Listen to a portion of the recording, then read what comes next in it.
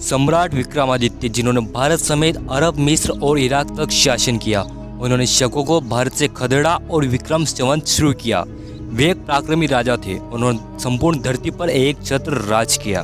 बेताल 25 सिंहासन 32 का संबंध सम्राट विक्रमादित्य से है। सम्राट विक्रमादित्य के नवरत्न प्रणाली से ही प्रभावित होकर अकबर ने अपने दरबार में नवरत्न रखे। इन्हीं विक्रमादित्य के आधार पर आगे चलकर भारत में कुल 14 विक्रमादित्य हुए। आइए दोस्तों, जानते हैं भारत के एक ऐसे राजा के बारे में जिन्होंने दुनिया पर राज किया और शकों को बंदी बनाकर पूरे उज्जैन में घुमाया। सम्राट विक्रमादित्य का असली नाम विक्रम सेन था। वे दयावान, ज्ञानी और पराक्रमी थे। उन्होंने अपने विजयी अभियान शकों को परास्त कर शुरू किया। दोस्तों, पहले जानते हैं कि आखिरकार शक और विक्रमादित्य में युद्ध कैसे हुआ। इतिहासकारों के अनुसार शक प्राचीन मध्य एशिया तथा सीर नदी घाटी में रहने वाली स्थिकी या सिथियन जनजाति थी। यह एक बर्बर जनजाति थी।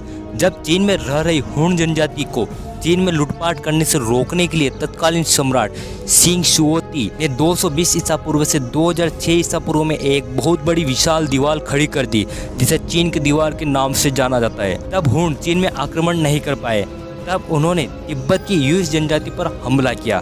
तब युइस जनजाति हार गए और एक अलग राज्य स्थापित करने के लिए उन्होंने मध्य एशिया में रह रही शक जनजाति पर आक्रमण कर उन्हें परास्त कर दिया। तब शकों को एक अलग राज्य स्थापित करने की आवश्यकता पड़ी और उन्होंने बैक्ट्रिया पर आक्रमण कर वहां अधिकार कर लिया। बैक्ट्रिया में राज्य स्थापित करने के बाद शकों ने पार्थिया पर हमला बोल दिया, लेकिन वे पार्थिया के मिथिलातस शासक के सामने टिक न पाए और इस तरह शकों का ध्यान दक्षिण पश्चिम की ओर यानी भारत की तरफ आया। तभी शकों के पास एक भारतीय साधु चलकर खुद उनके पास आया। उस साधु का नाम था कालकाचार्य। दरअसल उस समय उज्जैन में राजा गर्दभील का शासन चल रहा था। वह एक पराक्रमी राजा थे। इसी राजा के विरोध में साधु पहले स्किति राजा से सहयोग लेने पहुंचा, लेकिन स्किति राजा उज्जैन के शासक गर्दभील की शक्ति से भली भांति परिचित था। इसलिए स्किति राजा ने साधु का सहयोग करने से मना कर दिया। तब वह साधु शकों के सरदार के पास गया। मानो शक ऐसे ही किसी मौके की तलाश में थे। साधु का सहयोग करने को वे तैयार हो गए और उन्हें तो ऐसे ही किसी मौके की तलाश थी जो उन्हें मिल ही गया। शकों ने सिंधु नदी पार कर काठियावाड़ पर अधिकार कर लिया। इसके पश्चात उन्होंने गर्दभील से युद्ध किया। कहा जाता है कि शकों और गर्दभील के बीच 4 वर्षों तक युद्ध चलता रहा और अंततः शकों ने मालवा की राजधानी उज्जैन पर अधिकार कर लिया और राजा गर्दभील को कारावास में डाल दिया और शक संवत चलाया। शकों ने अपनी राजधानी मेन नगर में स्थापित की थी। शकों ने मालवा सहित देश के अलग अलग भागों में अपना शासन का विस्तार किया। शकों ने पूरे भारतवर्ष में कोहराम मचा दिया। एक के बाद एक उन्होंने भारत के कई राज्य जीत लिए। जनता में शकों के खिलाफ आक्रोश छा गया। खुद साधु कालकाचार्य, जिन्होंने शकों को भारतवर्ष के उज्जैन के सम्राट गर्दभील के विरोध में बुलाया था, अब वे भी शकों से परेशान हो गए थे। सब तरफ हाहाकार मच गया। ऐसा लग रहा था मानो शक पूरे भारतवर्ष को बर्बाद कर देंगे। तभी शकों के खिलाफ एक बुलंद आवाज़ उठी। वह आवाज़ थी विक्रमादित्य की। विक्रमादित्य को विक्रम सेन भी कहा जाता है। उज्जैन के शासक गर्दभील के पुत्र थे। जब उज्जैन के शासक गर्दभील शकों से युद्ध हार गए, तब विक्रमादित्य के पिता अपने दोनों बच्चों के साथ जंगल में चले गए। विक्रम सेन उस समय नन्हे बच्चे थे। अपने पिता के साथ हुए दुर्व्यवहार से विक्रम सेन भली भांति परिचित थे।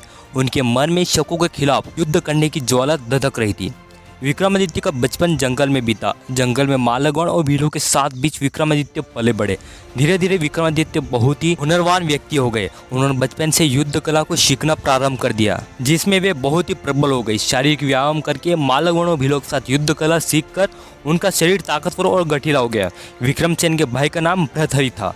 जब विक्रमादित्य जवान हुए तो उन्हें एहसास हो गया कि शकों को अब भारत से निकालना पड़ेगा, क्योंकि शकों के अत्याचार दिनों दिन बढ़ते ही जा रहे थे। उन्होंने शकों को पराजित करने के लिए मालगण और भीलों की मजबूत सेना का गठन किया। अब तक विक्रमादित्य ने मजबूत और ताकतवर सेना बना ली थी। अब वे शकों पर आक्रमण करने के लिए बिल्कुल तैयार थे। उसके लिए विक्रमादित्य ने नीति बनाना शुरू कर दी। जब विक्रमादित्य की महाकाल सेना तैयार हो चुकी थी, तब उन्होंने शकों पर आक्रमण करने की सोची। उस समय तक शकों ने उज्जैन सहित आसपास के कई राज्यों पर कब्जा कर रखा था। शकों की सेना में बहुत अधिक संख्या में योद्धा थे। शकों को खबर मिल चुकी थी कि विक्रमादित्य ने एक महाकाल नाम से सेना को तैयार कर लिया है।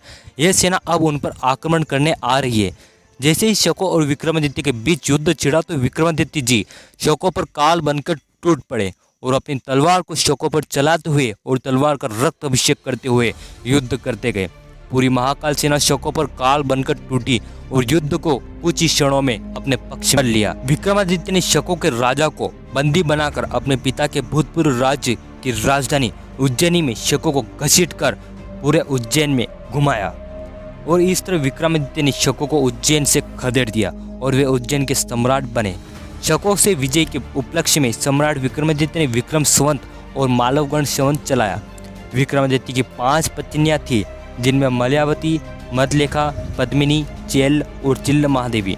उनके 2 पुत्र विक्रमचरित और विनयपाल और 2 पुत्रियां प्रिंगुमंजरी और वसुंधरा थी।